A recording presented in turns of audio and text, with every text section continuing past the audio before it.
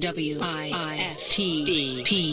Since 2018, nearly 3,000 tax credit scholarships have been awarded to Black students in Illinois to attend private schools that best fit their needs. Now, Governor Pritzker wants to slash this program. In a time of much uncertainty, we need greater equity in education for our families and children, not less. Call your state representative and senator and urge them to stand up for our kids and their future by supporting the Tax Credit Scholarship Program. For more information, visit empoweredillinois.org. Now you can join Muwakkil'S World on Monday, Wednesday, and Friday from 11 to 1 on What's in It for the Black People Media.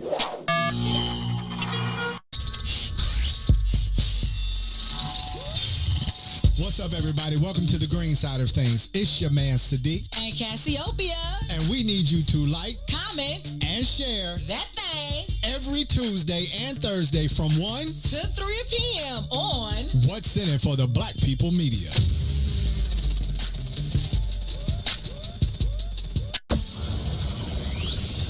Shop at Black-owned and operated Solo Beauty, where you are appreciated and respected. Located at 8158 South Cottage Grove, Solo Beauty can supply all of your black hair care needs. Solo Beauty is open from 11 a.m. to 8 p.m., Tuesday through Saturday.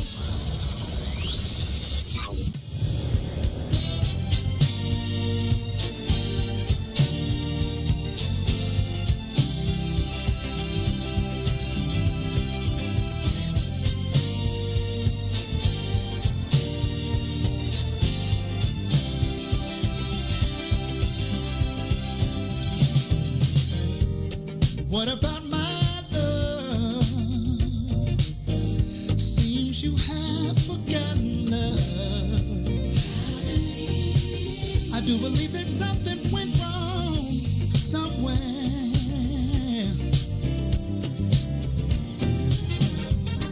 What about my feelings?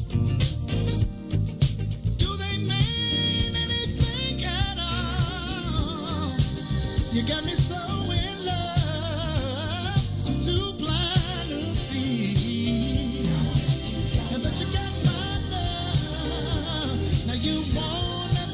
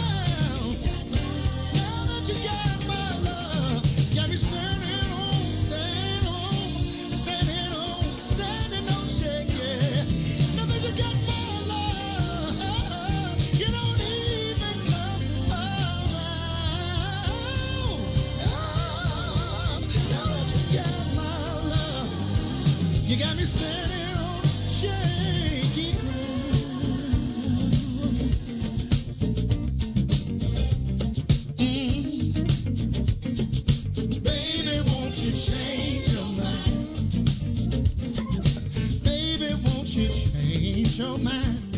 Oh no, I've been hoping, baby. I've been praying, baby. Yes, I have. Baby, won't you change your mind? Oh no.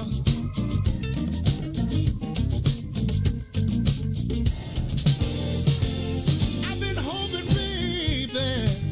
Yeah. I've been praying down on my knees, praying that you change your mind. Oh, Lord have mercy. I'll do better if you change your mind. WIIFTBPM.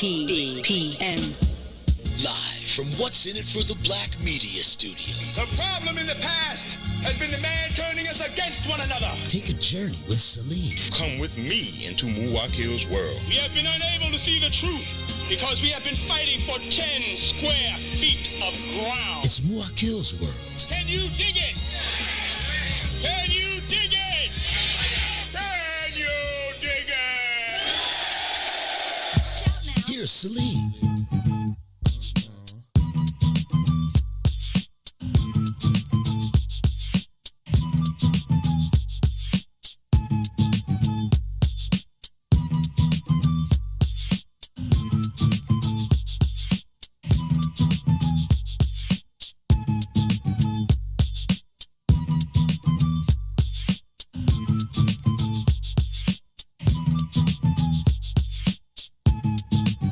Greetings, family. I am Salim Muwakkil, and I welcome you to Muwakkil'S world on this Tuesday, first day of June. And it looks like our temporary cold snap is over, and summertime shy is back. Thankful for that. Not quite.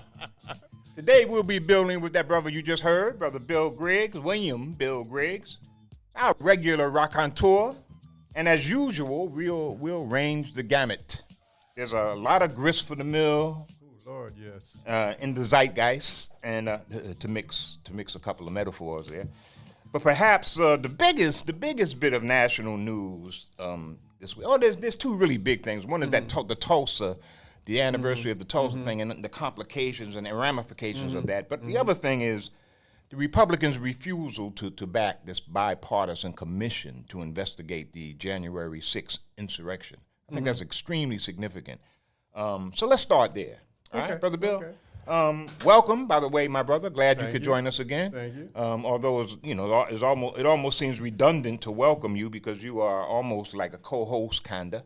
What are your thoughts on what the Republicans have Well, been up they've to? already established a culture that says the party is above country.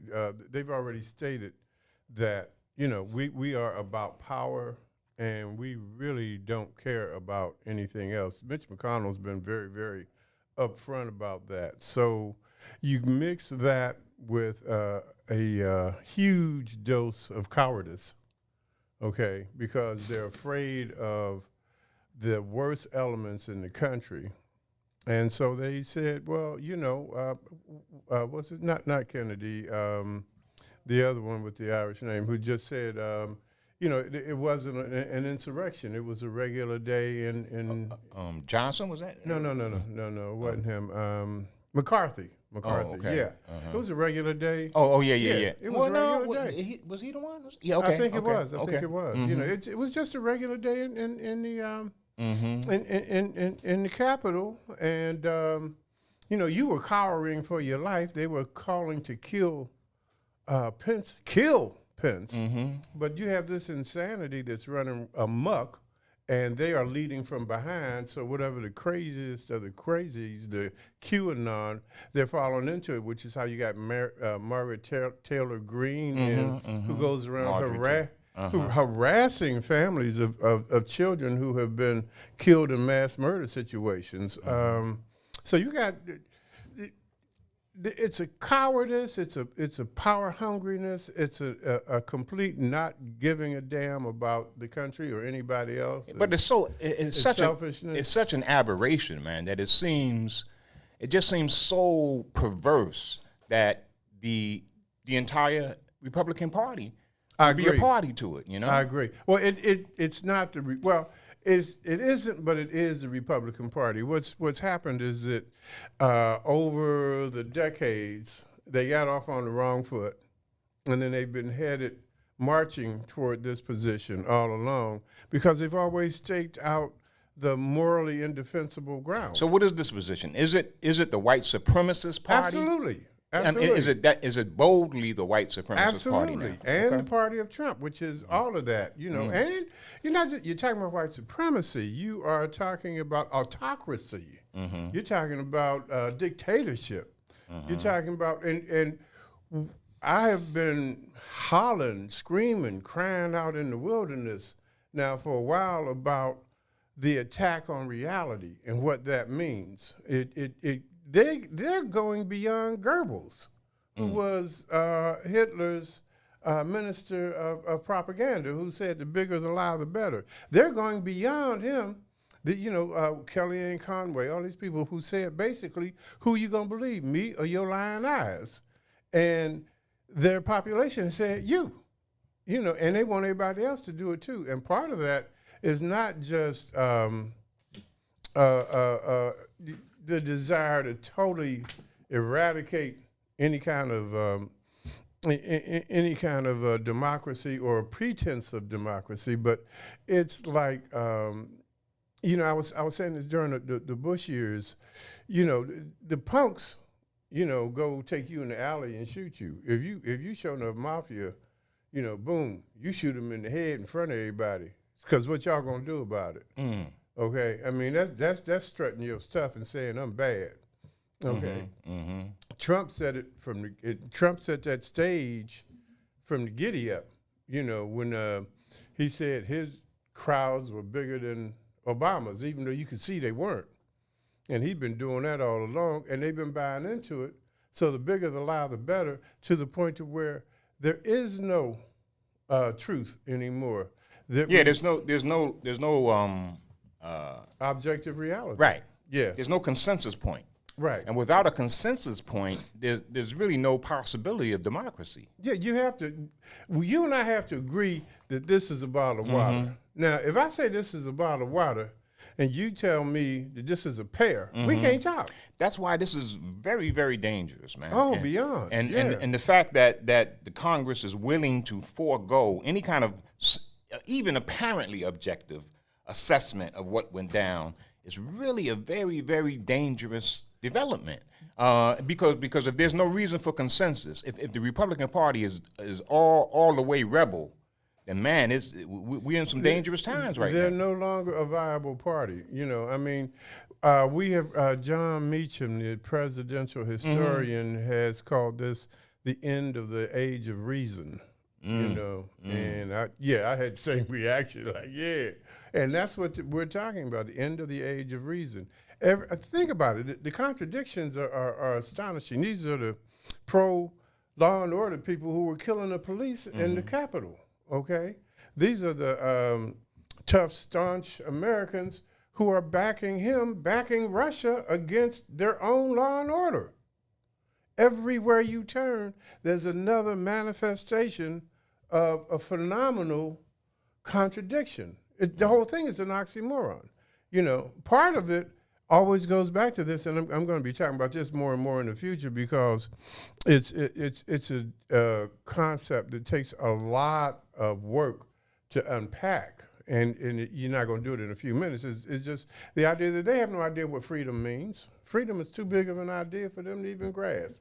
We talked about this before, but it's at the core of it. They say they want freedom, but what is freedom? For them, freedom is white privilege. Yeah, and that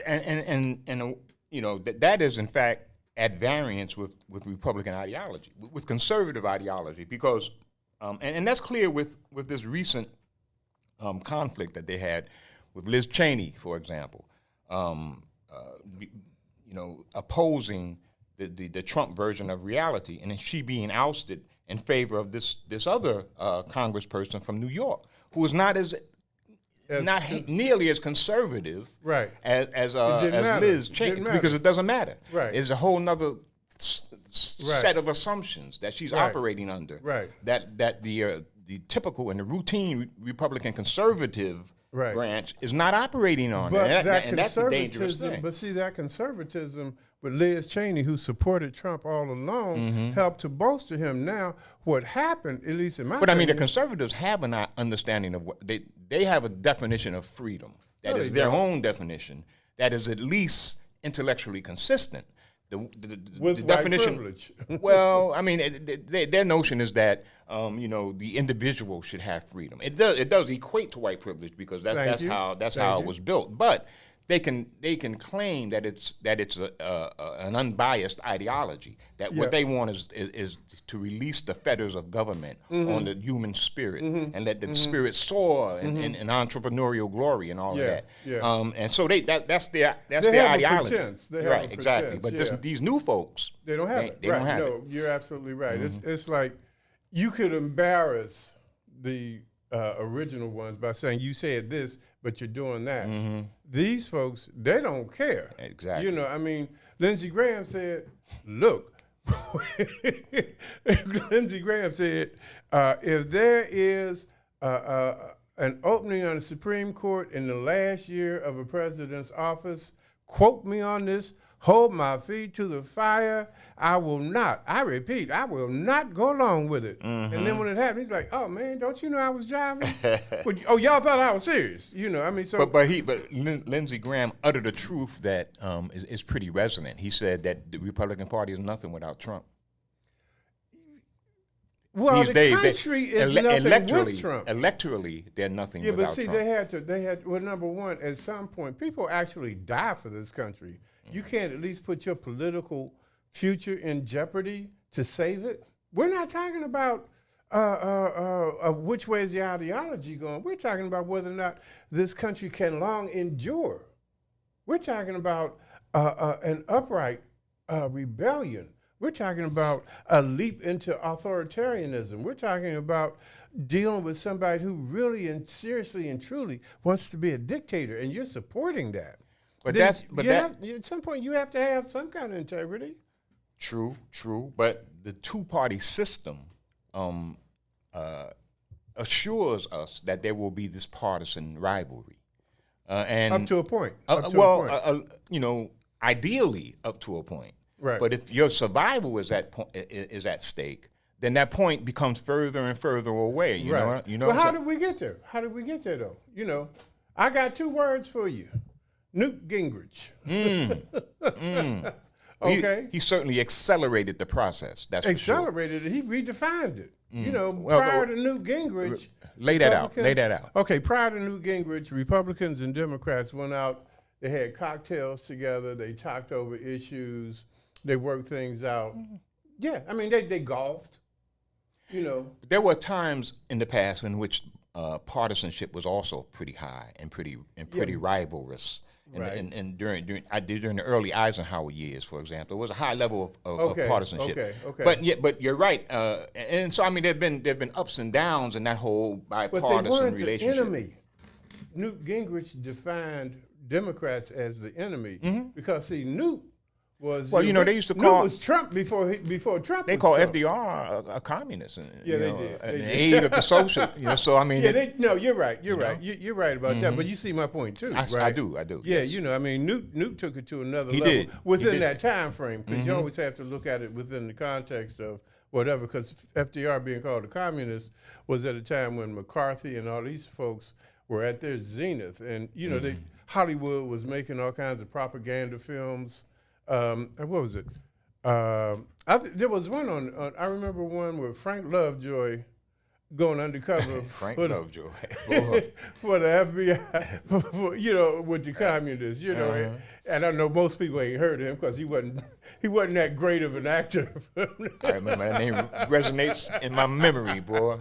Yeah, he was in a whole lot of those gangster movies, and we used to we patronize those gangster movies. Yeah, he couldn't act his way out of paper bag. A lot of those cats, if you look back, man, it's embarrassing how stiff they were, Okay. But what we went for, Yeah, we went for a lot of stuff back then. What did we know? So much was in its infancy. But the government was putting out all kinds of propaganda about communism. Most people didn't even know what communism was. I mean, they had no idea, but they just knew they hated it because they've been programmed to hate it. Because people don't. What we're trying to do is to get people to step back and say, okay, let's examine this. Let's analyze this. And at the same time, though, a lot of African American activists were very much attracted to the Communist Party. And were parts of it. Well, Paul Robeson, Du Bois. Yeah, I mean, they made a promise that said, at least in their zeitgeist, I guess, for a better term, that they really did believe in equality. And it's a dictatorial form of socialism on a certain level. You could say that. The dictatorship of the proletariat. Exactly. They themselves admit that. Right. Yeah. Right. Okay. So, but there was that appeal that said, I mean, we were looking for some place to land safe. Where are we gonna go? Yeah. They lynching us, killing us here. What do we have? And this was also a time when Russia perfected its ability to insert itself into the American democratic process, because they understood that there was a great longing in the African American community for equal application of law, and they couldn't find that, and that was the Soviets' cudgel. They used it to beat this country, and so this country was a little bit embarrassed, and that, in many ways that's what allowed FDR to pass the New Deal. That's what allowed some of these more liberal racial policies to be enacted. It was because they were in competition with communism. But we also see the circle coming back from where we started, okay? Because at that time, the country was at least purporting that this was a place of equality and fairness and justice for all. Republicans ain't saying that. Republicans ain't saying that. I mean, but see, Bill, that I hear that, but at the same, they are, but they ain't. At the same time, the law, restrictive laws, and exclusive racist policies were still in. Oh, absolutely. Still intact. No, but that's the whole point. And the Republicans didn't have to say anything. They didn't have to say these kinds of things because there was a statute. There were statutes that prevented us from being. But that discrepancy ourselves. goes all the way back to, Declaration of Independence. I mean, the thing is that at some point, as we were allegedly progressing, at some point, we were trying to gain some kind of visibility and stop being invisible to the point to where you can't say we're all equal except for y'all, because y'all ain't even here.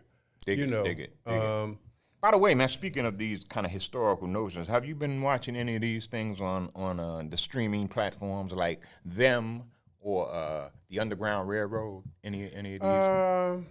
Not really. No, I was, I don't even know if I got what it takes to get the Underground Railroad. I'm not sure which one it's on. I don't think I have that stream. I have a couple of them, but they got too many streams out there, man. There are a lot of streams. You're right. I tried to look at Disney Plus, and they said you got to get a new box, and Hulu and Zulu and man, and then I got cable. I got HBO. I got HBO Max. You got HBO Max? I think this is on HBO Max. Maybe. Well, I'll look into it. I mean, you got to take some time to read. I'm telling you, man.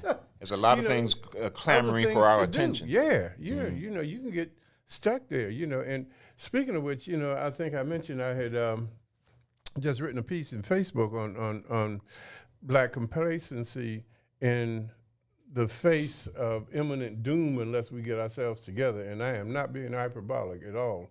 I think we are really on the precipice of, and that's what we're talking about, how dangerous this stuff is. And, one of the things that I tried to advocate. Yeah, hold your thought there. Okay. I just want to elaborate on it with this question. Could the Tulsa riots happen again? Yeah. And how would we respond? We just saw the Capitol.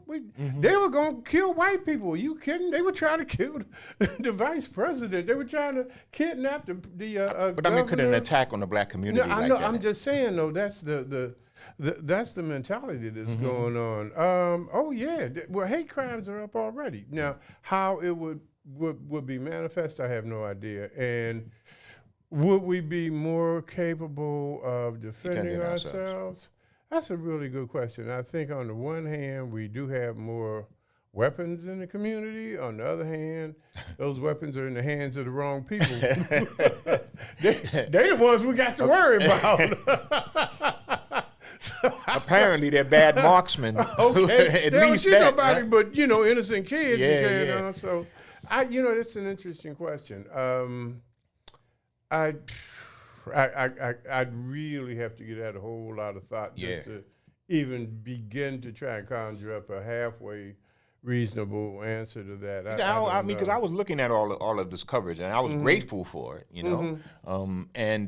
but it triggered that question. What would happen if it went down again, man? What could we do to change the situation? I mean, how would the outcome be different? There may be more whites dying because of guns firing the other way, but right. But I mean, and it's such an ongoing thing. It's really a matter of scale. We both know Tulsa wasn't the only one; it was the biggest one. That's right. But there were a whole bunch more of them. Besides Tulsa, and then the other thing is that I remember people don't remember, but when Jack Johnson was heavyweight champ. Every time, he only fought white guys because those were the only ones that they wanted to see him fight. And every time he won a fight, black people had to lock themselves in the basement. Because marauding gangs are these ignorant, animalistic, vicious, dog white folks came through the neighborhoods to destroy, tear up, and kill. So people had to lock themselves in then. That's a tough one. That's a tough one. I wish I could say something more definitive. What do you think? You mean in terms of your question? What would the outcome be? Would Tulsa happen again, and what would the outcome be? I think that it would be. Or could it happen again first? Yes, I think it could. Okay. All you need is a bunch of armed folks together and a spark, and it could happen. And those armed collectives happen all the time. They're all over. They were in Michigan. They were in Charlottesville. They were in Dallas, Texas recently, where they had this big thing. So I mean, it can happen any time. And I think that there would be a more aggressive reaction. I do too. Yeah, and that might cause some rethought on the part of And I also think that the government would be much more involved in trying to suppress things. As long as Trump ain't in office. Yeah, that's a good point. Yeah. Okay. But there are, I was thinking as you were talking, there are like black militias, now, and I think you have a lot more Army vets who still, have their weapons, and a lot more, I think black people are probably armed. So, I think it would be, a better response. It's just a matter of, I don't see them flying overhead and dropping bombs like they did then. Although they did it in Philly, you beat me to the punch, right? I said, although before I could get the rest of it out, you jumped in. And that's exactly right. I had a friend in journalism who was working for the Inquirer, Philadelphia Inquirer at the time, and he was saying how Move was the organization that they bombed. For folks that don't know, was a black radical organization, and depending on how you want to define. Eccentric organization. I agree. And he said, well, I was trying to work with them because they had some legitimate points, but it was one of those things where once you started working with them and trying to help them, they started like coming in with manifestos for you to print in the paper. Like, no, man, I don't work for you, man. Yeah, Move was a troublesome organization. It was. Yeah. I mean, I covered it also. I covered it for any of these times. I was working for them at the time. So were you in Philly? Yeah, I passed. I went through Philly to cover it. I Okay. Did you interviewed. work with any of the people from the other paper media? Not really work with them. I mean, we worked together. I passed them and whatnot. But I was talking about Philip Dixon. I didn't know if you might have known him. Philip Dixon. The name sounds familiar. Man. Okay. But I interviewed the mayor, the brother, and Move was a troublesome organization. People had problems with it before.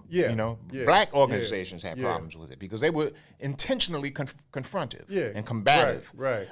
almost gratuitously. There was no need for them to do a lot of the stuff that they did, and they provoked a lot of activity. And so there were ambivalent takes on what happened. I think one of the things that happened during that period, going back to the 60s, is that you had a lot of misanthropy being justified through militancy. Like I'm fighting for us. No, you just want to tear up.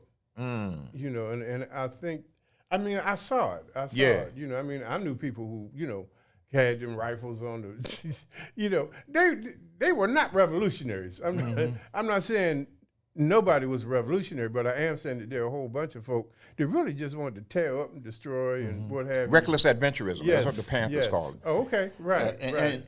Move. In many ways was like that, man. My friend told me, Philip. He told me in covering it, what had happened was that they had the bomb that they dropped had been tested underground where there was no oxygen, and then they didn't realize that they dropped it on a city block where there was plenty of oxygen. It would be an incendiary device. That was the 411 I got. Yeah, that was the excuse that Mayor Good used. Ironically, a brother, it was a brother who was the mayor of a city who dropped a bomb on some black folks, and burned down a whole city block. A whole block. Yes, sir. It was an amazing situation, man. Right. But what I was going to say, you asked me to hold the point, and I did, in terms of one of the things that I'm asking people to do, and I know they're not going to do it, but I got to ask anyway. Because if they were going to do it, they already would be doing it. Take an hour or two a week and watch MSNBC. Joy Reid, Rachel Maddow, Tiffany Cross. Just an hour or two a week, just so you have an idea of what the heck is going on, because it's too much going on and y'all don't know nothing about it. And I'm not calling you names. You wouldn't urge them to look at CNN? They could. I'm just saying. I'm not against CNN. It just isn't what I watch, and I think you get more bang for your buck with MSNBC. Rachel Maddow tends to uncover a whole bunch of stuff all the time, and then Tiffany Cross has I love that child. She does not pull punches at all. She calls them out. She calls them out, and they don't know what to do. They get flustered trying to talk to her. And of course, Joy Reid she's Joy Reid. The things that you don't give any credence to the criticism that they are much too partisan themselves. That in terms of trying to be are we past the point where news networks are seen as objective arbiters of information and data rather than partisans slanting information in a particularly partisan way? Are we past that point? Should we just accept that news networks will be partisan? Well, yes and no. Yes and no. On the one hand, I understand the argument, but the problem is that once you dress up evil in partisan or political clothes, then whatever you say against it is going to come across as partisan. Okay? Trump's evil, all right? The Republican Party is evil, period. Okay? I know you don't like that term, and when you give me another one, I'll use it, but... I just think it's too theological. No, I know why, but I'm still saying I don't have another one. Okay. But to me, these people are evil, and when you fight evil, and that evil is the Republican Party, then by definition, you become political. It's like I was trying to explain to somebody very recently, there's no such thing as an apolitical black person. Okay? So on the one hand... Well, Bill, tell me this, man. Okay. And this is... This again, I ask you because I know that you are you have some spiritual understanding of spiritual principles.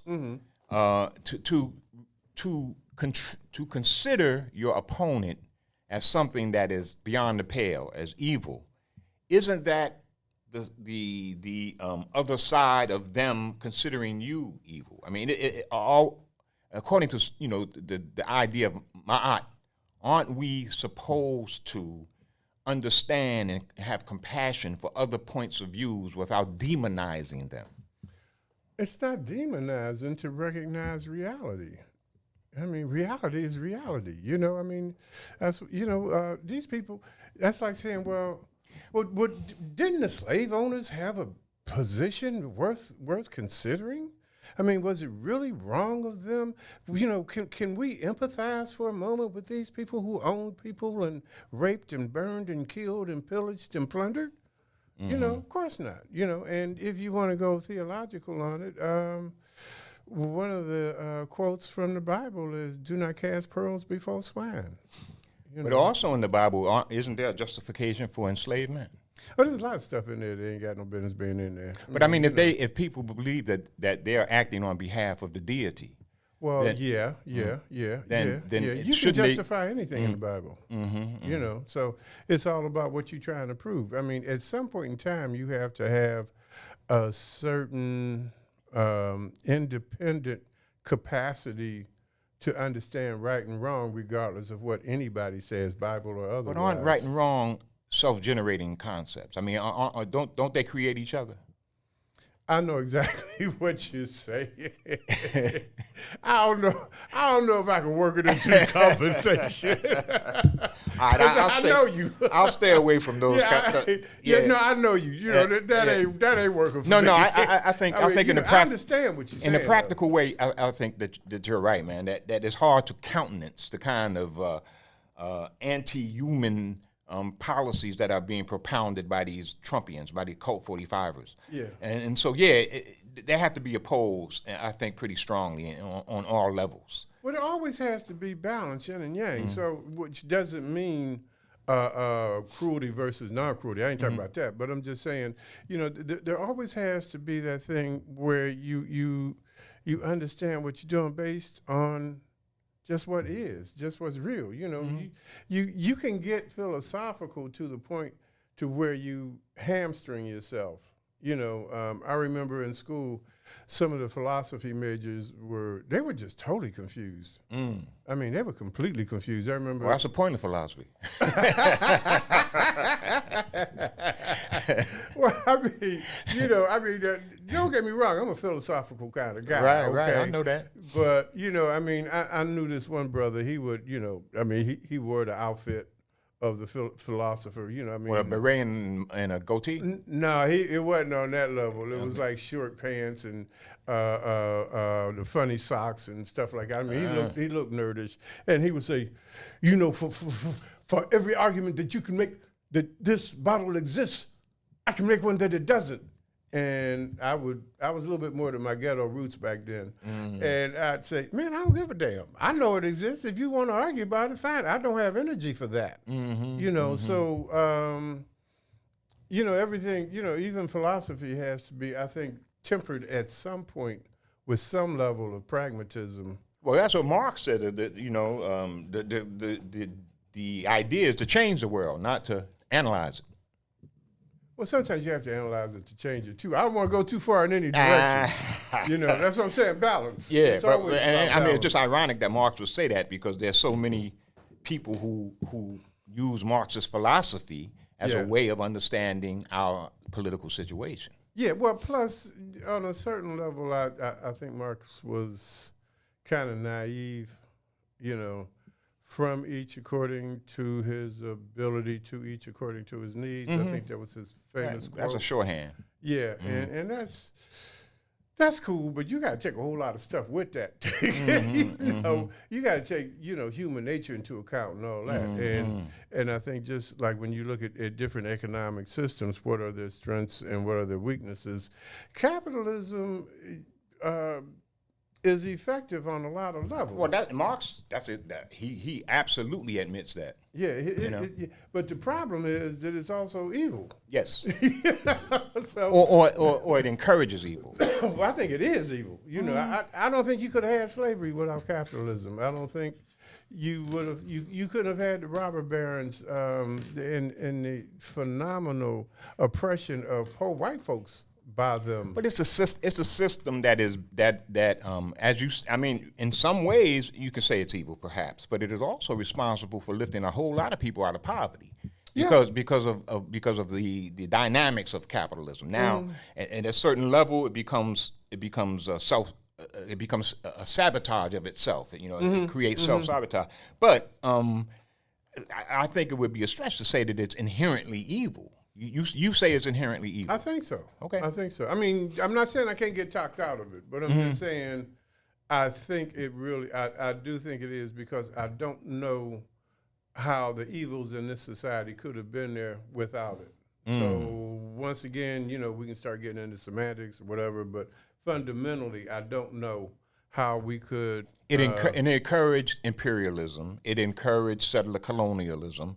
It encouraged all kinds of political evils, no doubt. It perpetuated them. And like when most of the colonial regimes became free, they opted for socialism because the capitalists were their oppressors, and they saw capitalism as an inherently oppressive system. And so many of them opted for socialism. Right. But they found socialism to be troublesome and problematic as well. Right.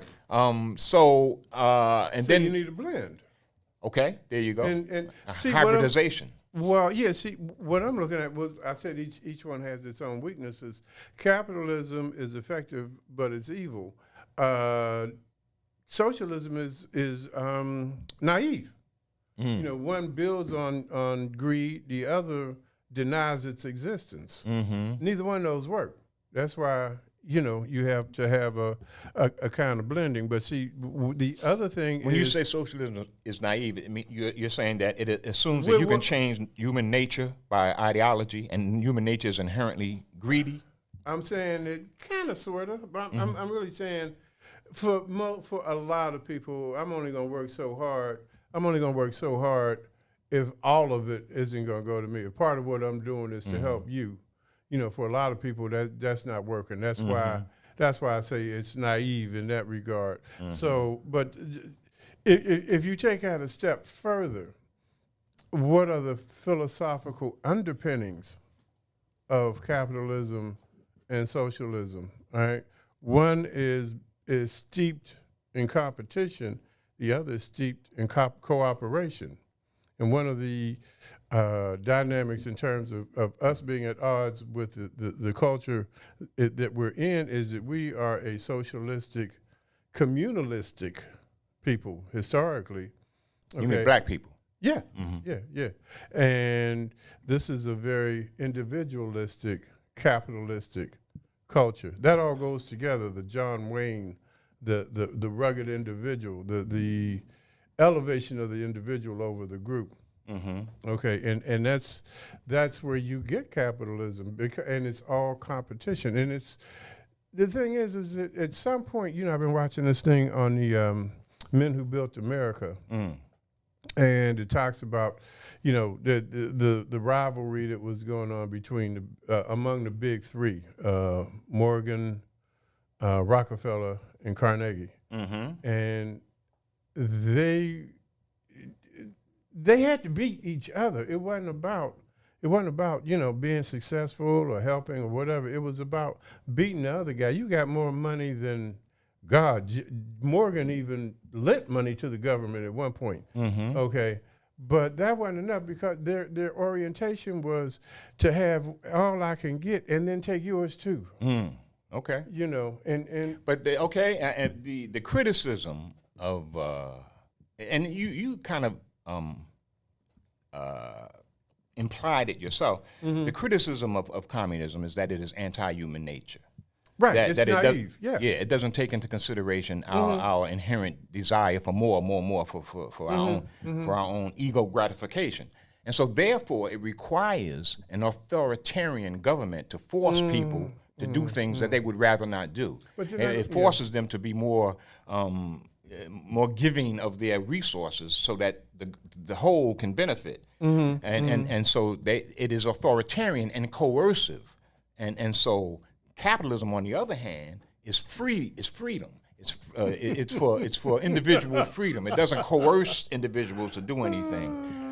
It allows them to exercise their own free autonomy, and then in a systemized way, it extracts taxes in a way that benefits other people. Only minimally, so that it doesn't destroy the entrepreneurial impulse. You know. So that's the criticism, and you don't think that that's a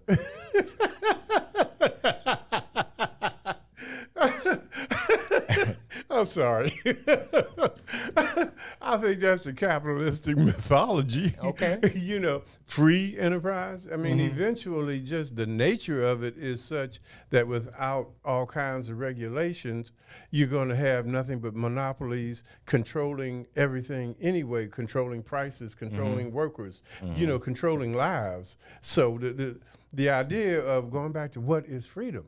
So then you regulate those people. So that's regulated capitalism, right? Yeah. Is that better? Yeah, you have to heavily regulate capitalism. Okay. Absolutely, absolutely. That's where I'm coming from. And the thing about people being innately greedy, I don't know. I guess that's right, but by the same token, we might be able to be better served to look at it as whatever I want to bear the fruit of my labor, or feel that my labor is not being taken advantage of. I want to know that the harder I work, the more I can get. That doesn't mean that I have to get 100% of it, but it still should increase at some point. And I think that's the other side of it. But once again, when you start talking about the authoritarianism, not only are they not free, but they're forced, but it's extremely inefficient because you're making me do something. That's just why, like for example, with slavery, they always talked about how lazy we were and how we shuffled. Well, if you're working for your enemy, exactly. Why should you work hard? Thank you. Exactly. But look, North Korea, man, we often look at North Korea as kind of a pariah regime. Right. North Korea has no homelessness. Right. Everybody gets health care. Right. It's one of the more egalitarian societies on this planet. But yet it is extremely authoritarian. But the people there say, well, look, that's the trade-off. That's the trade-off we're willing to make. That's what they're used to, But that's why I think how do you measure certain things? I mean, beyond just the economics of it. What does that do to the arts, to the creativity in society? And what kind of value? Well, North Koreans will say, man, that you ever go to a North Korean opera or see their and I'm ignorant in that regard. Well, I mean, they have made strides in the cultural realm as well. Right. But you're right. Authoritarian regimes smother creativity. Yes. And that is one of the biggest problems of those kind of regimes. And so everything is intertwined because that creativity is what not only for the arts and things like that, and music and painting and dance and all that, but it's also behind economic innovations, creation, inventions, the advancement of society technologically. So, and that's why you'd have to have if you were going to develop the ideal economic system, I think you would have to have a panel of really brilliant economists and philosophers and what about and me? what about the Scandinavian country? What about the Scandies, man? They seem, you're talking about best practices. Right. How do you employ best practices of economic distribution and still grow and equitable government? Right, still grow. Right. And that's hard. That's really a hard thing to put together, man. China has been successful in a certain way, but they're very authoritarian. Ooh.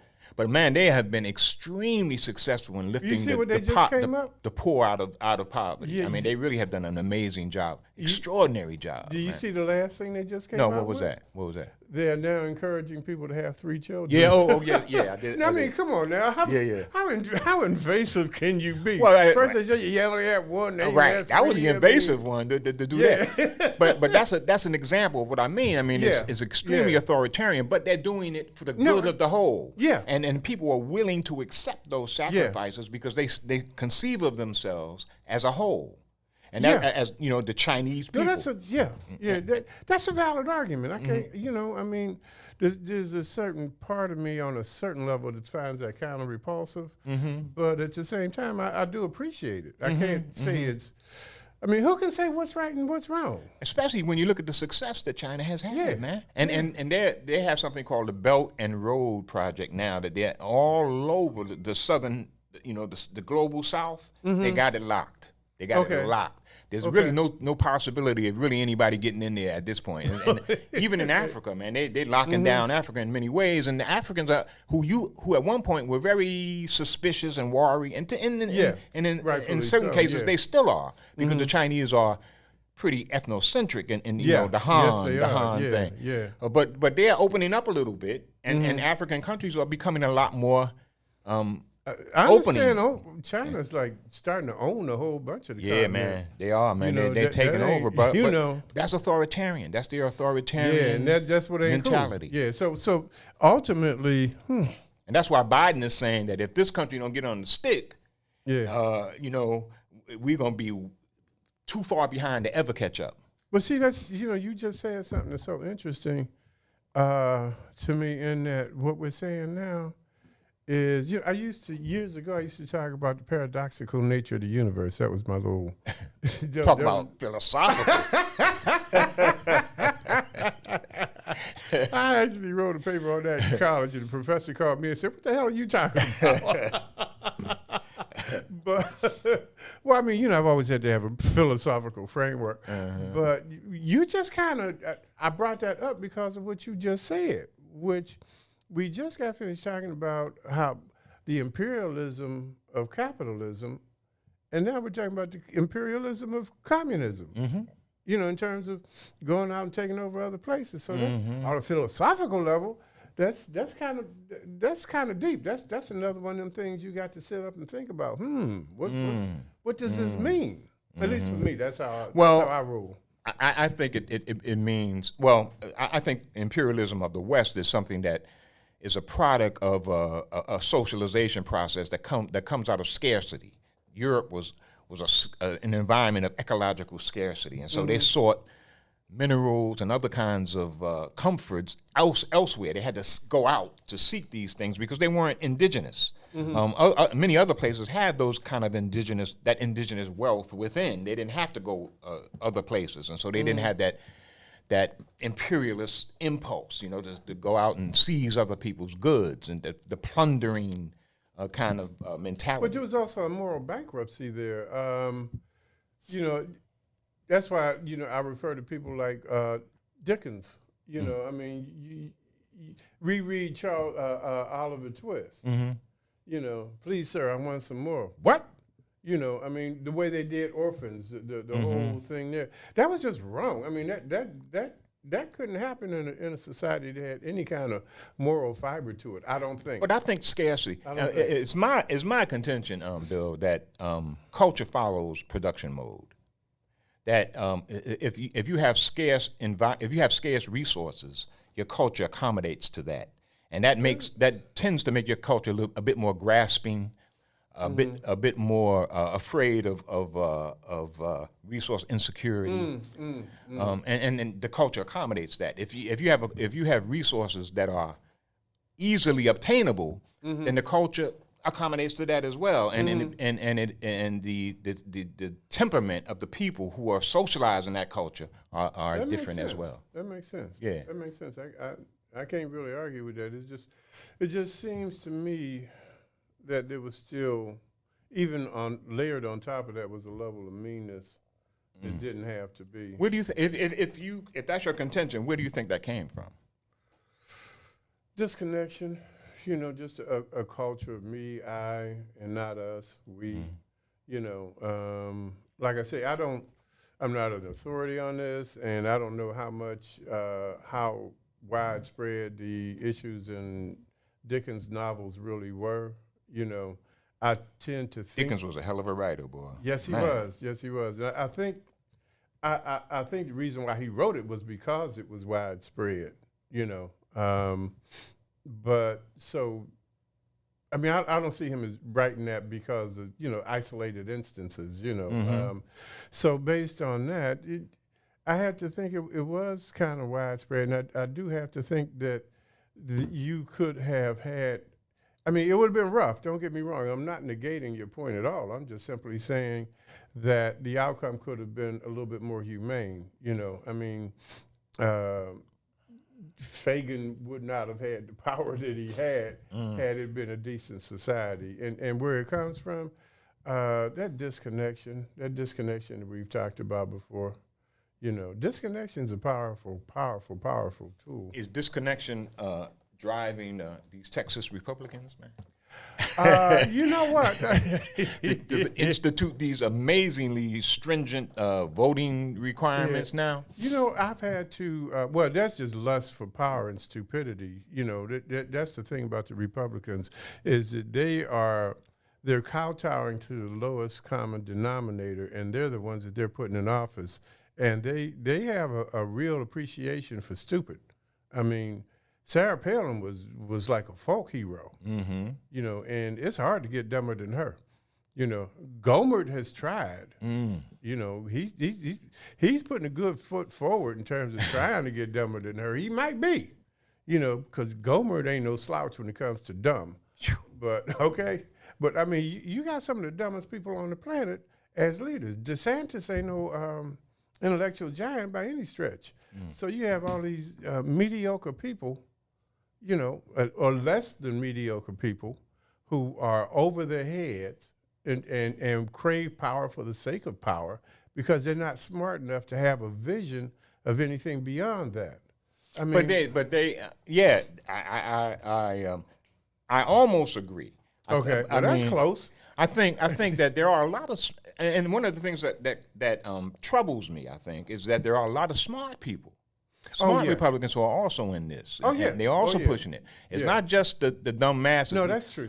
It was this, for example, there was a study done by Robert Pape out at University of Chicago in which they analyzed the people who were involved in the January 6th insurrection. Okay. And the assumption is that they were all from the lower economic income. And they weren't. And they weren't.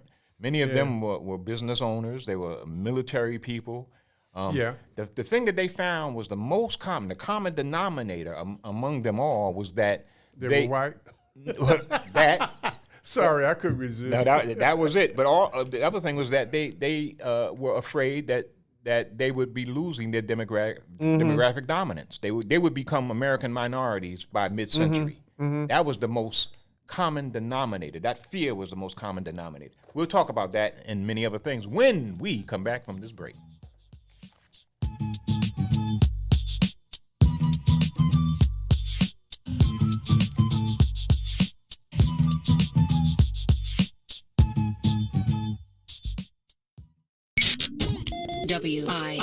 WIIFTBPM.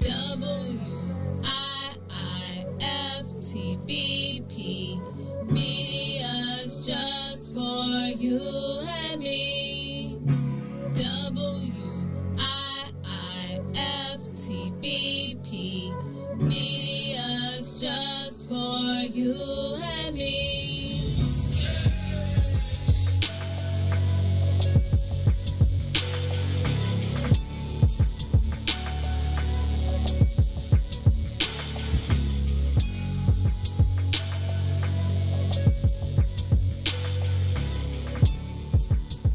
Are you curious to explore the intellectual currents that channel our thoughts and frame our reality?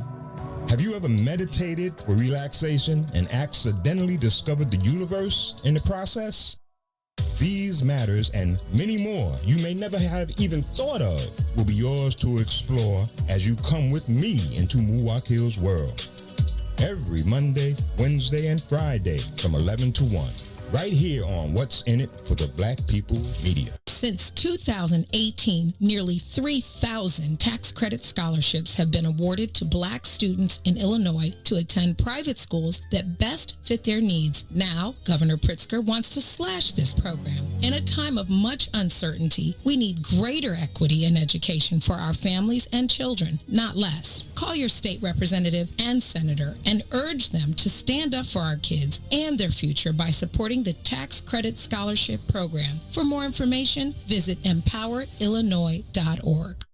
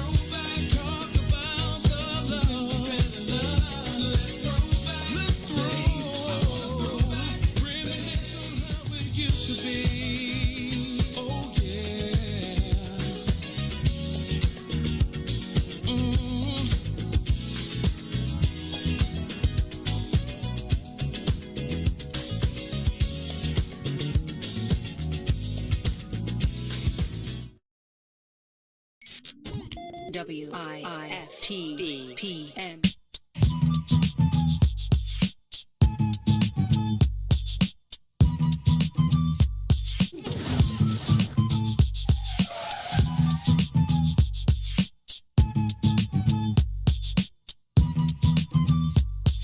And we're back in Muwakkil'S world with Brother Bill Griggs. And man, we're talking about a whole lot of stuff.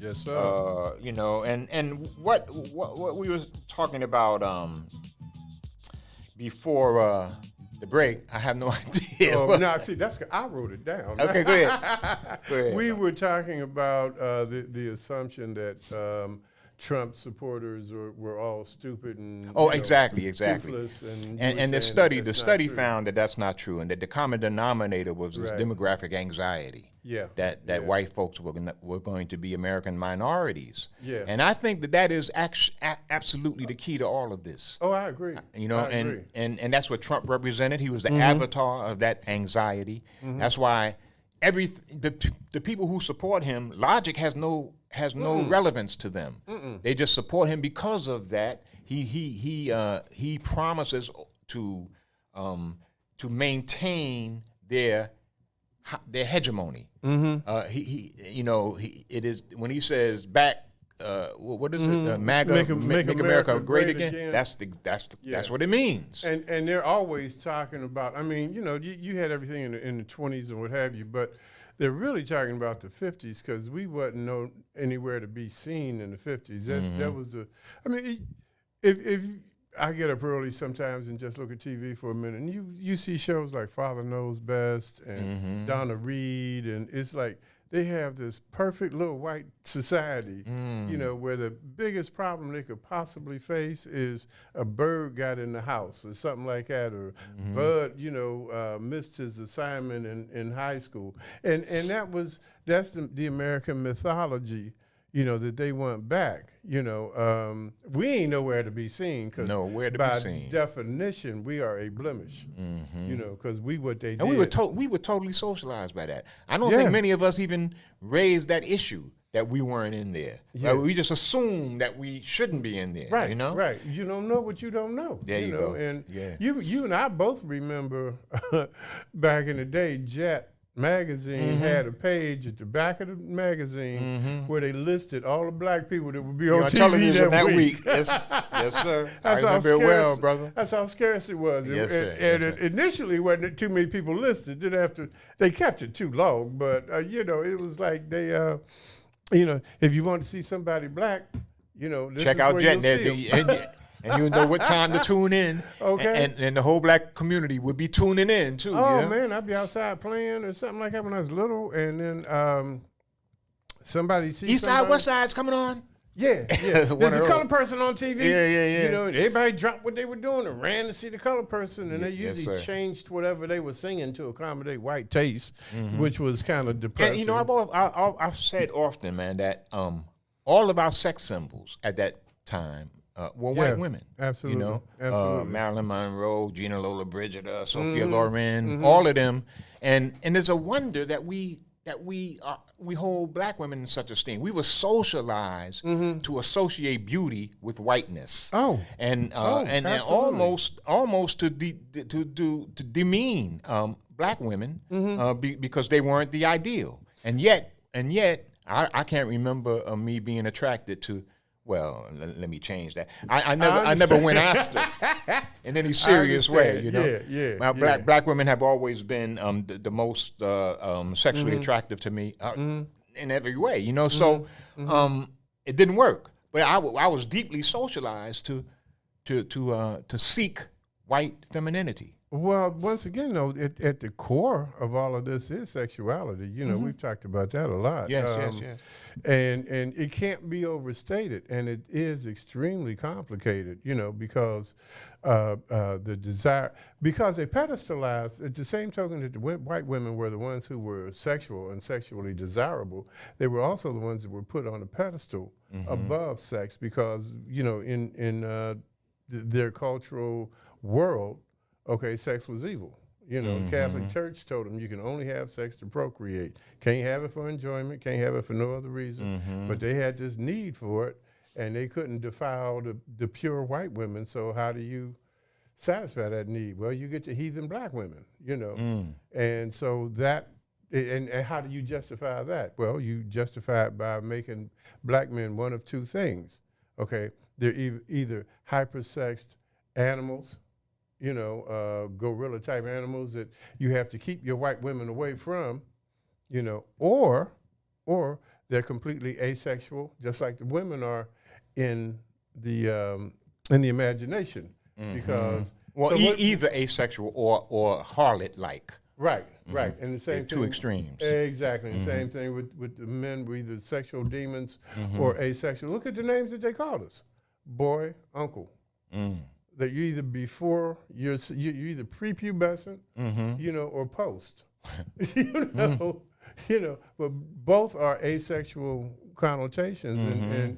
And if you look at some of the old TV shows or movies or what have you, every time a Caucasian went into another culture, the finest woman in that culture fell in love with him. Whether it was the Indians, the Indian women, they all fell all over him. When they went to Japan and Shogun, they fell all over him. Everywhere they go, they just irresistible. And that's all. That's all part of it. And the other thing, what you were talking about, brought up the stuff that was in caste that need to perpetuate that caste system. And how vicious they will be to do that. Transcending any kind of rational thought or what have you, because the position is irrational in the first place. And it's all that matters to them. So, I've been struggling with trying to understand this evil with disconnection, and it only goes so far. And then I found that it's so pervasive, I had to combine disconnection, caste, and cognitive dissonance. Disconnection couldn't do it on its own. Huh? No, all right. And it's pretty universal, okay? But this stuff is heavy, It's heavy, so man. I needed all three of them, man. And they're mounting a very strong battle right now. A lot of us were taken aback in a good way by last year's explosion of compassion for black people's situation vis-a-vis police.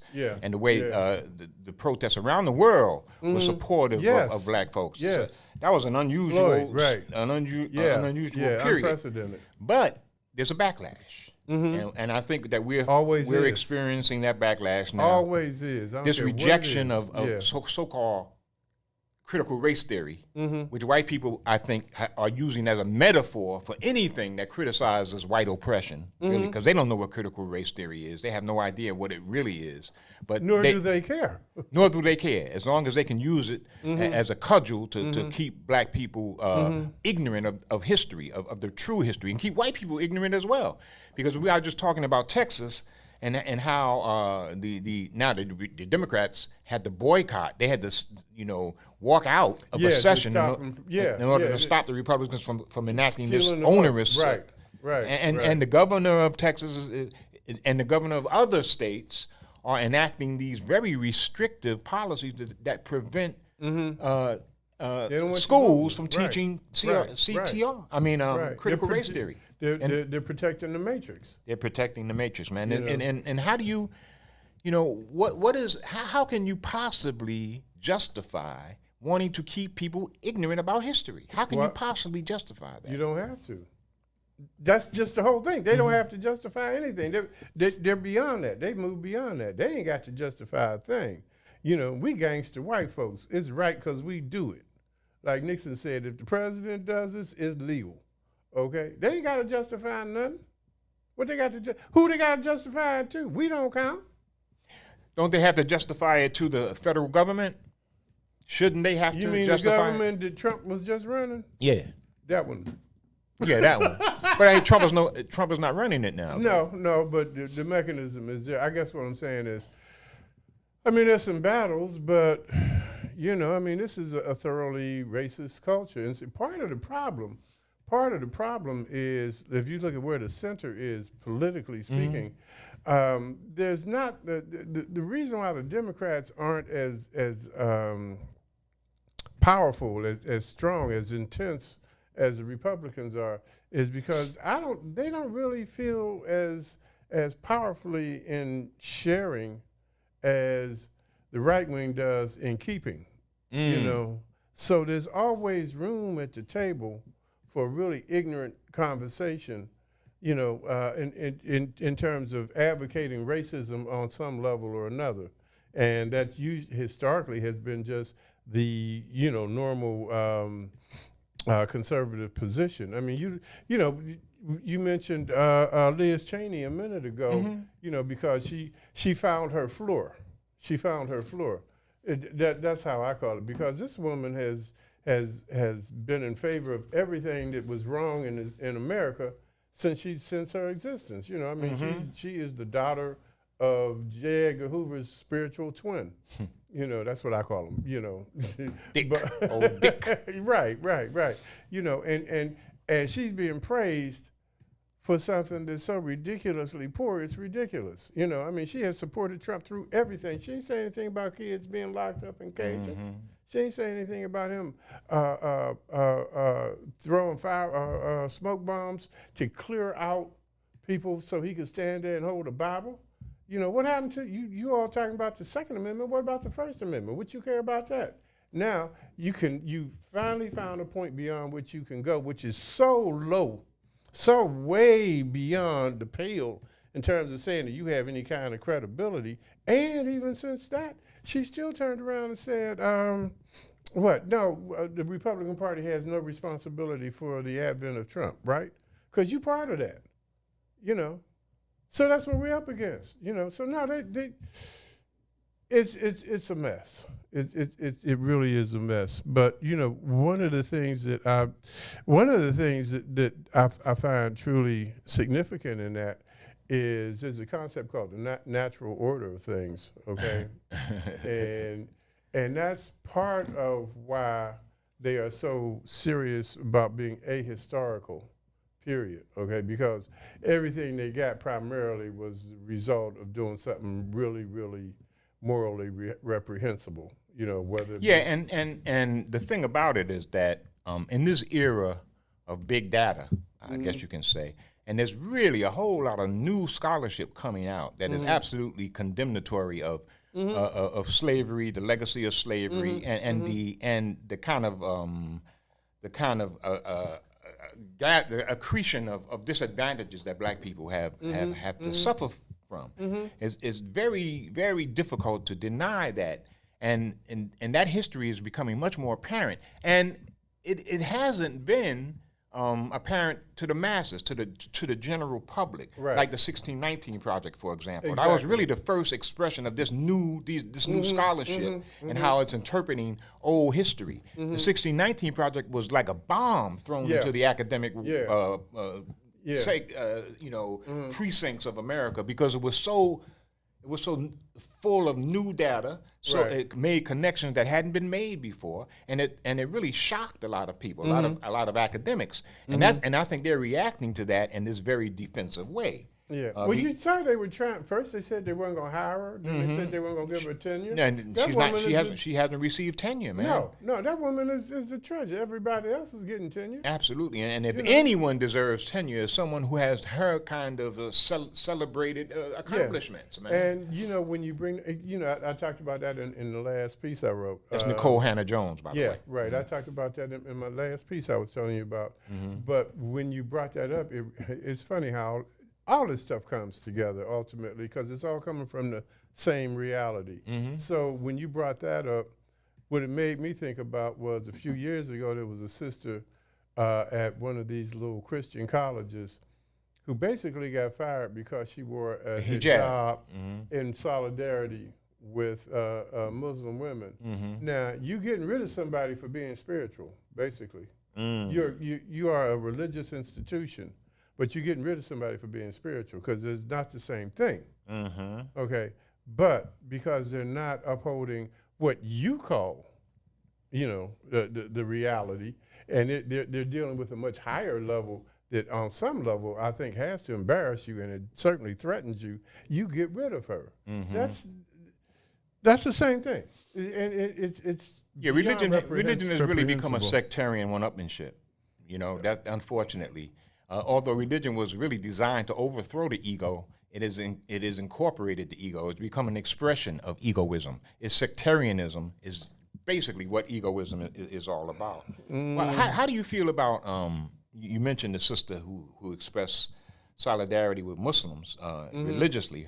I wrote a blog on that at the time too. I did. Where are you at on what's going on in Israel and Palestine? What the Israelis are doing? You know, somebody posted that Netanyahu was out. I haven't seen that confirmed. I know that they're trying to oust his government. He hasn't been able to form a government in years. Okay. And so there's an opposition coalition that's getting together to try to force him out. They may have been successful. I haven't looked at the news in the last 3 hours, but that's what they're trying to do. So that might be what happens.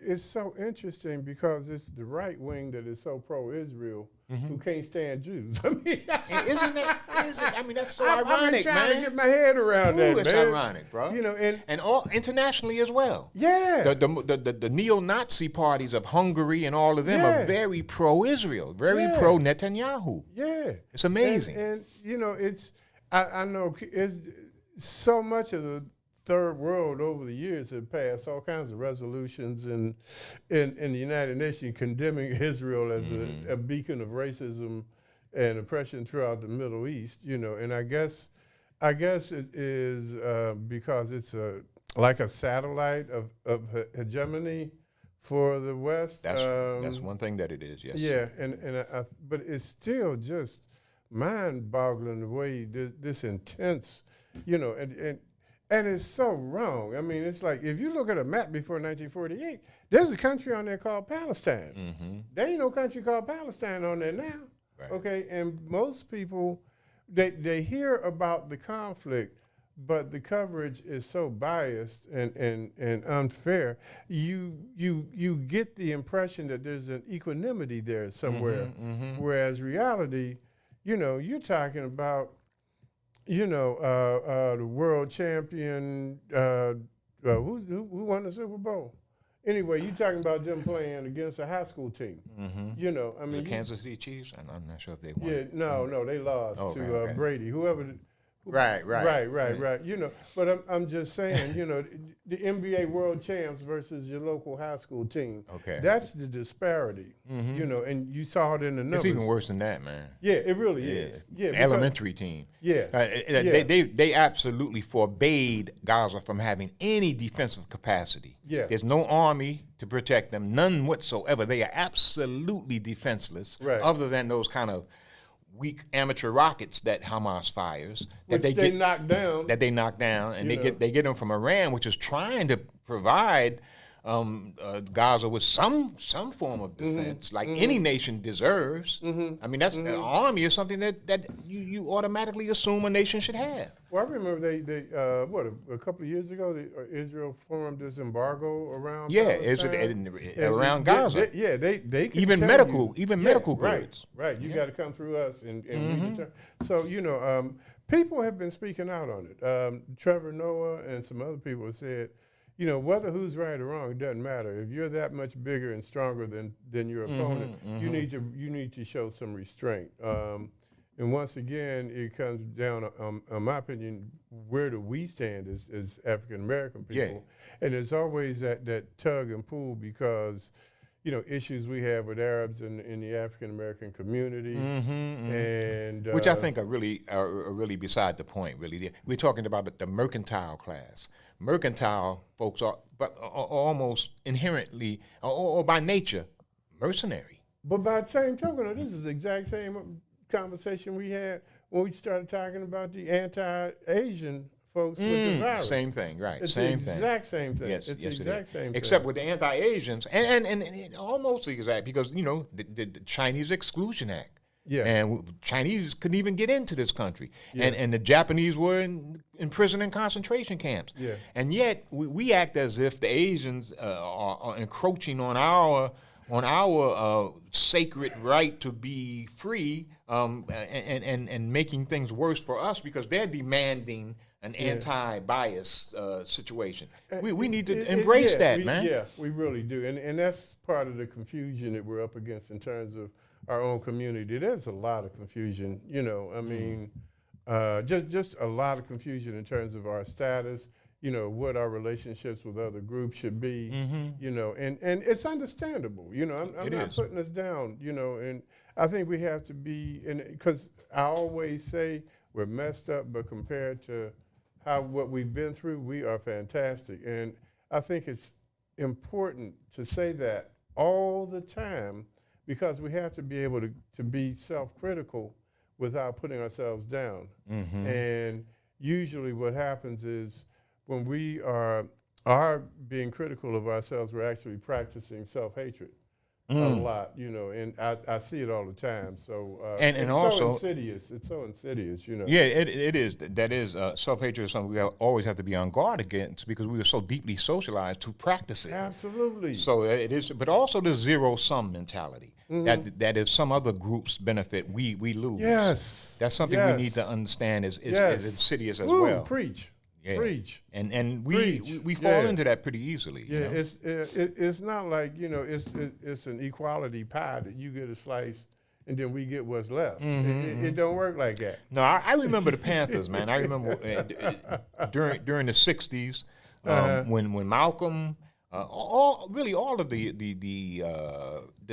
the harder edge liberation groups were deeply internationalist, exquisitely intertwined with these post-colonial movements in Africa and in Asia. Well, that's when they got scared. When Malcolm, Malcolm made not just the pilgrimage, but he met with Ben Bella he met with Nkrumah, and I think he might have been some. And right after that, everybody fell. And pretty much so. Louis Lasseter, I think his name was, wrote a book called "To Kill a Black Man." I do. And from what I understand now, because this is ancient history here, but from what I understand, he didn't live too long after that either. Some kind of there was an aggressive attempt to merge these struggles, and that they nourished each other. Well, they wanted you to stay in your lane, okay? Because you get a voice so far, and that was the big thing with King. King had no business talking about Vietnam. Right, exactly. Stay in your place. Civil rights. And the civil rights community turned on him because he spoke out on it, because he saw the linkage. Right. That was beyond their vision, but he could see it. Have you seen Exterminate All the Brutes? No, you know what? And I think I got that. I think I got that on tape somewhere. But no, that's HBO Max. You can get it there. Yeah. Check it out. Of it, but it's a good piece, man. It has some nice historical landmarks that are important to remember. Okay, I'll check it out. The thing I wanted to kind of try to get back to was the concept of how they mess with the history and the concept of natural order of things. Natural order means that however stuff is, it is because it's supposed to be. There are no causative factors involved. So in other words, we on top because that's the natural order of things. We're supposed to be on top. History says that's kind of a conservative bias. That's part of their bias. Yeah, but it's the mythology. It's the matrix. History tells you you're on top because you kidnapped a whole continent and committed genocide on another one, and oppressed everybody in your wake, and committed every kind of moral crime in the eyes of God, man, or whatever, and stole what you got, and that's why you're there. So with that contradiction being what it is, what do? You wipe out history, or at the very least, whitewash it. Or what you do is you try to arrange incidents so that it justifies your behavior. So that what you've done is not so outrageous, but yet it's a logical conclusion of the situation that you found yourself in. That's what some Europeans might argue, that we had ships. We had navigational capacity, and we simply set out to explore the world in a benevolent way. And we ran into people who didn't stop us from taking what was available. They offered it. Yeah. Exactly. And so that's how they may explain. They may say that these people on these islands, they don't understand the economic value of wood, right? like we do. Right. And so we had to cut down their trees and all that. Yeah. So that's how they might explain it. Yeah. One of the programs on the Tulsa massacre, for example, showed the subsequent newspaper reports. Mm-hmm. They were like, umpteen whites killed, fighting went on and on, coloreds attack whites. I mean, they were just making stuff up as they went along. Wow, man. It was like, it was worse than Fox News, okay? Okay? I mean. Like OAN? Okay, something like that, all right? And man, that's another thing, man. Yeah. Our voices of information are totally slanted. Totally. I mean, exactly. I talked a little bit about it earlier with MSNBC, blah, blah, blah. Exactly. But OAN, man, and they don't make any attempt to be reliable. They don't make any attempt to present information that is curated by objective forces. They make no attempt at that. They ain't trying to. It's like, but they're giving them what they want. Exactly. So because you're talking about willful ignorance.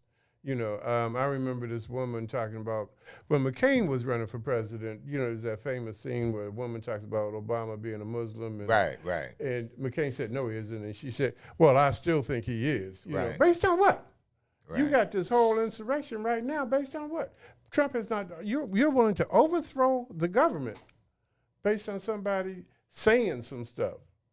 You ain't proved nothing. He ain't proved nothing. Y'all counted ballots how many times? And now they got willful ignorance. And the stuff that's happening in Arizona with these attempts to revisit the voting mechanism is happening in other states as well. And it poses a very serious threat, some say, to the electoral mechanisms of these states. No, everybody say if they know, because the one the Democrats walked out on, one of the provisions of that was that it would make it easier for judges to just throw out elections if they didn't like them. Right. I mean, if this isn't a rebellion, a revolution, or whatever you want to call it, I don't know what is.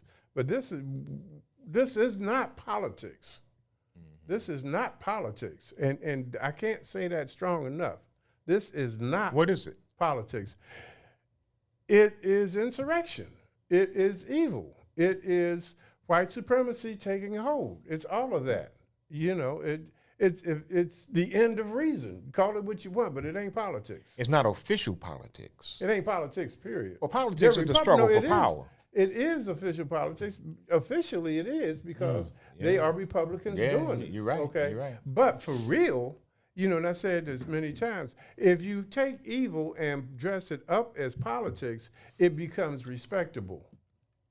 But that don't stop it from being evil.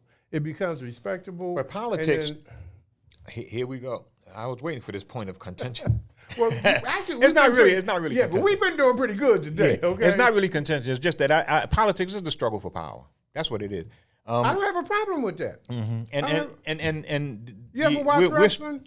Huh? You ever watch wrestling? When I was a young boy. Okay, well, see, they're supposed to win, but then when you put your thumb in the other guy's eye, you ain't playing right, okay? That's all I'm saying. They wrestling with their thumb in your eye.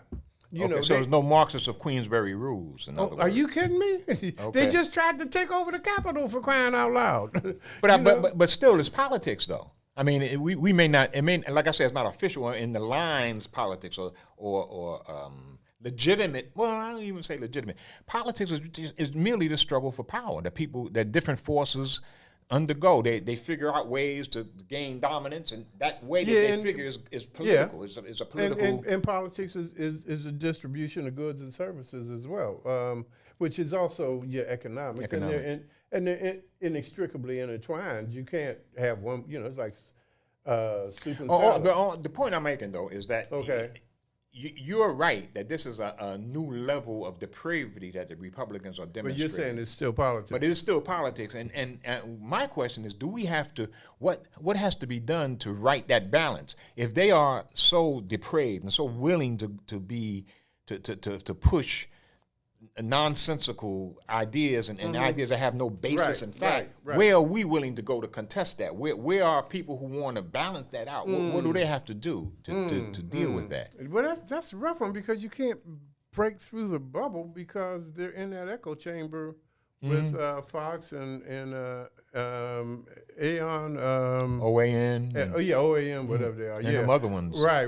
And, all that Russell, I forget his name, but, these people that are talking all this craziness. And so I think there's an old thing that, stuff tends to be divided into threes. You got the third that's with you. You got the third that you can work with, and you got the third that's unreachable. And that third that's unreachable, they're just unreachable. I don't know that there's anything you can do because it's so invested. Just like that woman that kept saying that Obama was, they're doing all this with no basis in anything. So if it's an irrational position, how can you rationally argue it? I don't.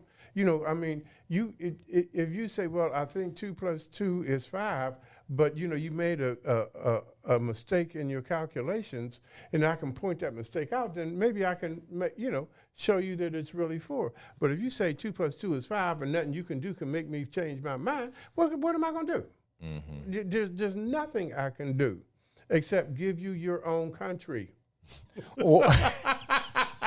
Or just gain. You like the way I stuck that in there? Yeah, I hear you. Like I was saying, man, that alternative seems increasingly. You coming my way. You coming my way. Tantalizing. It seems increasingly tantalizing because you're right, man. How can you reason with people and you have no basis for consensus? No, because there's no relationship with reality. There's no relation. The reality is what they say it is, and it's what they want to believe that it is. So you got people who will run down to. They say that Democrats are pedophiles, child eating pedophiles. That, I don't know what to call it because that's part of politics. I have a problem with that being part of politics, but that's where they're at. That's where they're at. And they believe it and go and shoot up a pizzeria because when Alex Jones. Well, yeah, not just that. It's not just that eccentric, but you got my man Flynn talking about a coup. Oh God, yeah. That's amazing, bro. Yeah, it is. That is absolutely amazing. And that's why I'm so upset. It's like I'm just now starting to watch a little bit of basketball, but I kind of lost interest in all the sports because this stuff is just weighing so heavily. Let me read this, man. Okay. Ex-President Trump's former National Security Advisor, Michael Flynn, called Sunday. What's the day? Tuesday. Called Sunday for a military coup d'etat to overthrow the U.S. government, similar to the February coup in Burma that killed hundreds of people. That's Flynn. He's a former Army general who was pardoned by Trump for lying to the FBI.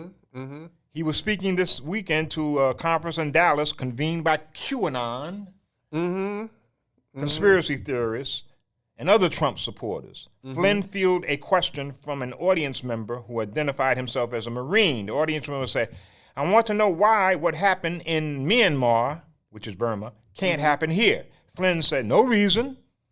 I mean, it should happen here. No reason. Right. That's right. That's Flynn.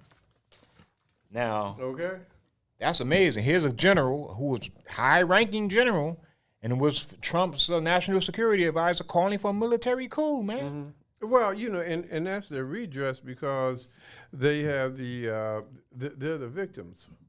It's once again, it shows you how incredibly irrational these people are. White folks are the victims. I work hard every day, and you want to take away what I work for and give it to some lazy, shiftless Negro who don't want to do anything but sit around and drink wine. I've seen that in the Trib. Yes. Not quite put that way, but not too far from it. Not too far from it at all. You know, so once again, where are the voices coming from? You know, where is the center? And Where's the center? That's the problem. The conversation, the American conversation, the center should be, if it was going to make sense, it would probably be where Elizabeth Warren and them are. If this was a sensible place, okay. But it's closer to, say, Reagan. You know, so the conversation is out of whack. And if you're to the left of a certain point, you can't get in it anyway. But there's room in it for people like him. But man, you know, I'm thinking, bro, again, Tulsa. Yeah. If Tulsa happened again, I mean, what Flynn is calling for is kind of a Tulsa situation. Although it may not armed insurrection. Armed insurrection, and where are we at in that? And you know, they had to take and see, the thing that's so scary is that we don't know. You know, they don't want you to have the commission because they don't want to find out. They don't want it coming out who was involved in this. You got senators and Congress people involved in overthrowing the government. That is, how do you say that strongly enough? Yes, you know, you got military people, and you know who's supposed to be there to maintain it, are there overthrowing the government. You had a president who was there overthrowing the government. Yep. You know, and we don't know how many generals or what have you. He loved him some generals, you know that. Okay. Yeah. We don't know how many military people are involved in that, at what level in terms of. And I suspect there were quite a few. And the thing is that there was so much to learn from what's going on since Trump got in office till it's just outrageous. The amount of things we've had to learn, you know, if we're paying attention, is incredible. And not the least of which is how fragile what we call democracy really is. Absolutely right. It is so fragile, you know, because I remember, you know, over the years, every time there was an election, they'd say, well, you know, thank goodness this is another proof that our democracy works because the peaceful transfer of power. And I'm like, it's so solid. Why do y'all need to even say it? Now I see why.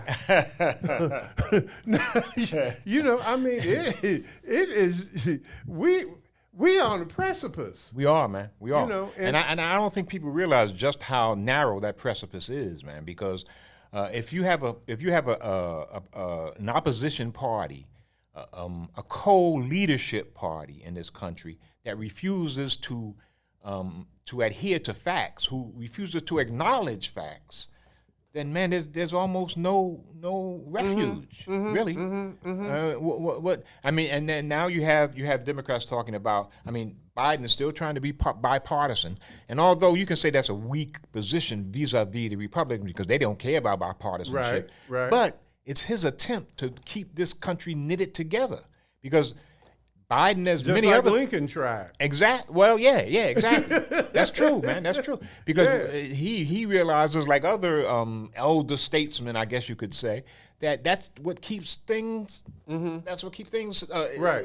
in a sense of at least stability. You have to show the effort to hold it together and have that be recognized. But with those people being in that echo chamber that they're in, they're not going to see that anyway. You know, people who watch Fox News have no idea what's going on. I mean, all because that's often their exclusive diet. Yeah, and they're not getting any information, and they're so outrageous. Tucker Carlson, who is, to me, if there's one person that demonstrates why white boys can be detested, it would be Tucker Carlson. I mean, you know, him and Ted Cruz, I guess, but Tucker's just a punk. I mean, you know, he's the type of cat, man, you just want to beat up. Absolutely. He really is, you know. He is that. Joy Reid calls him Tuckums because, you know, because he's such a little wimp. But he was sued for defamation. And the station argued that it wasn't news. He was making statements that no reasonable person would believe, and they won the case. Fox actually argued that. Alex Jones argued the same thing. So did the woman who was sued about the voting machines, who made all those scurrilous claims about the voting. I forgot her name, but she also said that who would believe what I said? Who could possibly believe the absurd thing that I said? Yes, and Alex Jones did the same thing when it was custody of his child. So these people are coming out on forward, but do you know that? Not if, how are his followers going to know that? And even if they do find it, cognitive dissonance, okay, they'll change it to mean something else because they're invested in a world, to keep that caste system going and they represent it.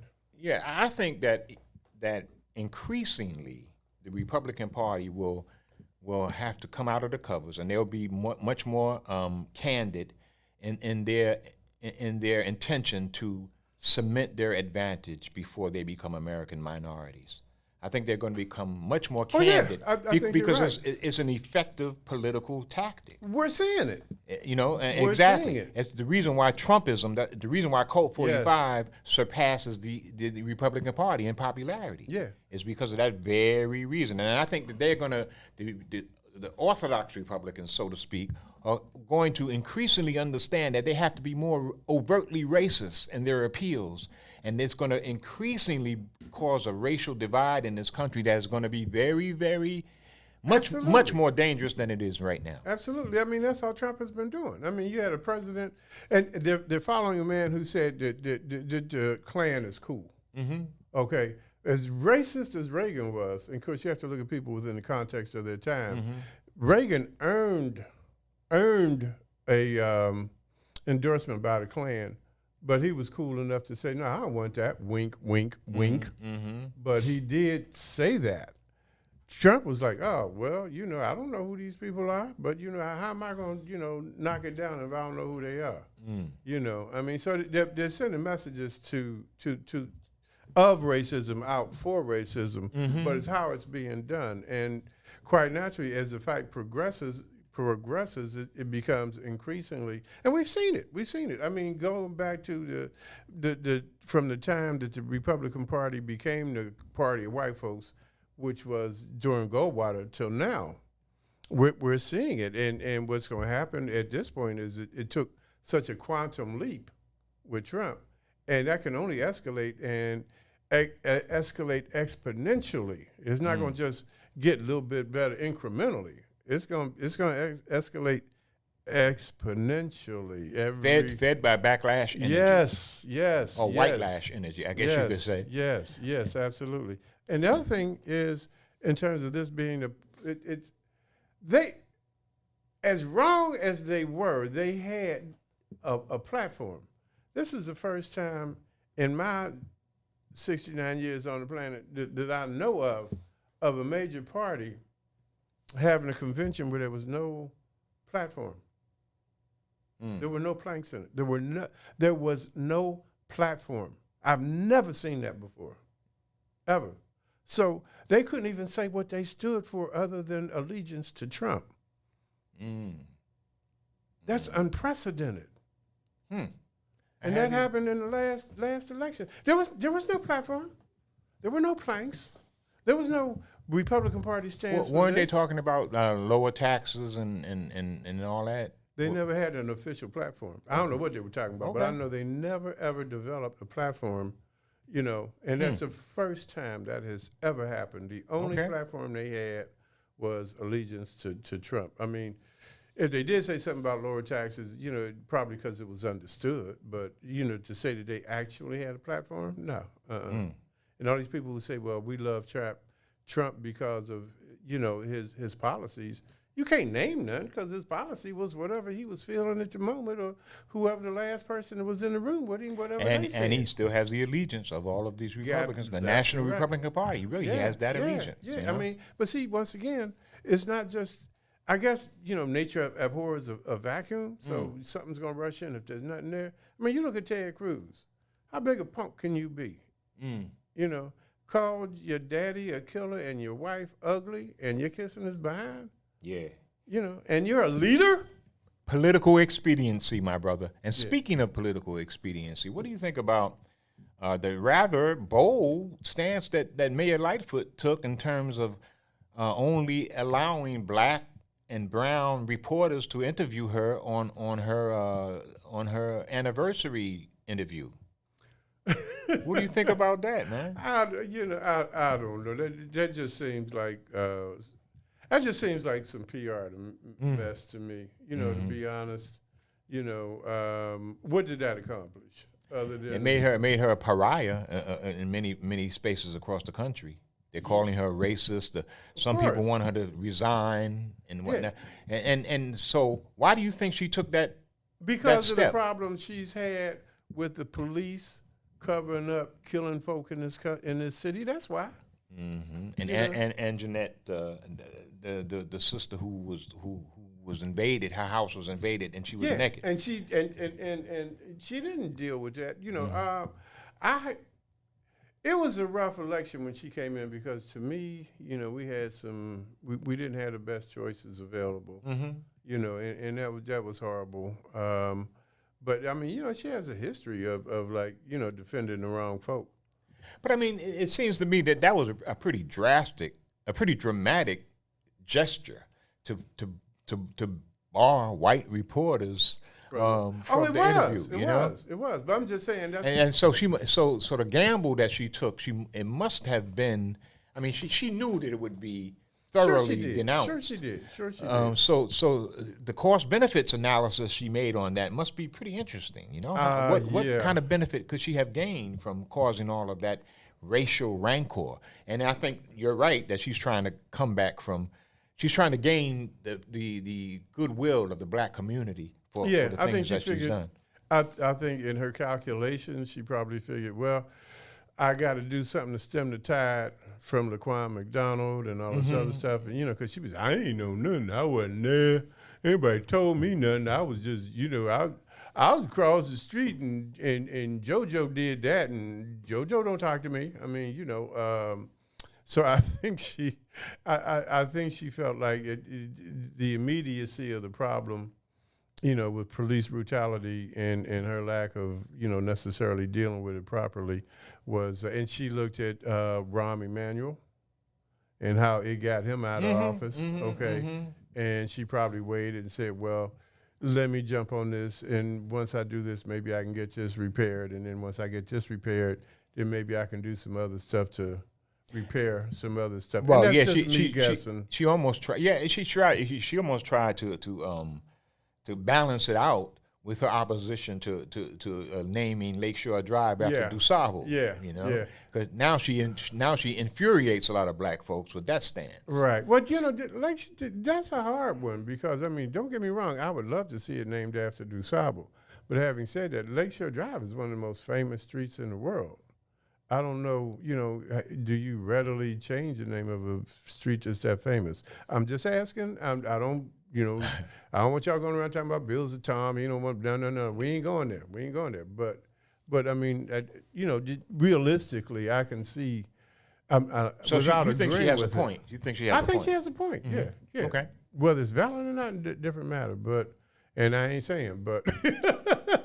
But I mean, that street is incredibly famous. Lakeshore Drive is like Champs-Élysées. Well, I don't know if it has that kind of rep. Well, it ain't too far behind it. Broadway, Champs-Élysées. Well, don't have that kind of rap. How many people it does have how many people know what Champs-Élysées is? Well, that's true. That's because they don't understand French. But yeah, Lakeshore Drive does have some cachet, no doubt. Yeah. But DuSable, man, DuSable flows off your tongue. Yeah. DuSable. Well, he's been ignored for so long, and I can remember. Man, I took an architectural tour, man, and you could have fried an egg on my head. They were talking about the history of Chicago for about 15 minutes. Didn't mention him? They mentioned him after 15 minutes, and it was really brief. One of the boat trips? Yeah, okay. They talked about Joliet, and they talked about Marquette, and then somewhere down the road, they mentioned, the first non-Indian, but see, it ain't been discovered till it's been discovered by white folks, because the Indians was already here anyway. That's right. So they didn't discover it, and they were here. So how could a black person have discovered it? You know, so, you know, and so it's like everything else with what they do with Is it is it important for us to name it DuSable Drive? I mean, what is that symbolism nourishing? Is it nourishing? I think it is nourishing, and I think, you know, it doesn't necessarily have to be Lakeshore Drive, but that, you know, it could, as long as it's something major. As long as it's something major, you know, DuSable's been ignored way too long, way too long. You know, I mean, we got a museum. What else we got? Increasingly more things, but you're right. He still has been ignored. Yeah, you know, I mean, he put up the first permanent structure here. All right, so you know, you can't deny that. So you know, it's like anything else. It comes down to history and the role of history, and we don't often know enough to know that we don't know what we need to know, and that is the problem right there. Go ahead. You know, and it's going to be increasingly more of a problem if they keep extracting black history and any attempt to critique white history out of the schools. Tell me about it. And it's going to be even more of a problem, man. That's an existential threat. That's an existential threat. Real. That's saying you don't even exist. For real. You don't even exist. Just like that newspaper did after the riots. That's what they're saying is going to be. It's their attack on reality, attack on who we are. And, you know, people know about, what's his name? Oh, man, I'm getting them senile moments. The gas mask, help me. McCoy? No. You know who I'm talking about. Yeah, I know who you mean. Yeah, but it'd be nice if I could say the name. Because we both flunking out on it. The gas mask and the traffic light. Anyway, he's known for that. What people don't know is that he saved a bunch of people in a mine explosion. Okay? And he's one of Black history's greatest hits. Yeah. I can't think of his name. That's now. horrible. Well, look, man. Before we it's like Morgan something, ain't it? Morgan is something. I know it's Morgan for a fact. Yeah, that's right. It is Morgan. Is his last name Morgan or is his first name Morgan? I think his last name is Morgan. Okay. Man, that's amazing why I can't think of that name. Garrett Morgan? Yeah. Okay. All right. Yeah. Garrett Morgan. Yeah. Okay. Man, look, but we got to go, bro. Yeah, we do. It's amazing how time has flown. Woo! No, you that. deep. I like that. I might incorporate that word. All right, y'all. It's been a gas as usual. Until the next time, from Muwakkil'S World, peace.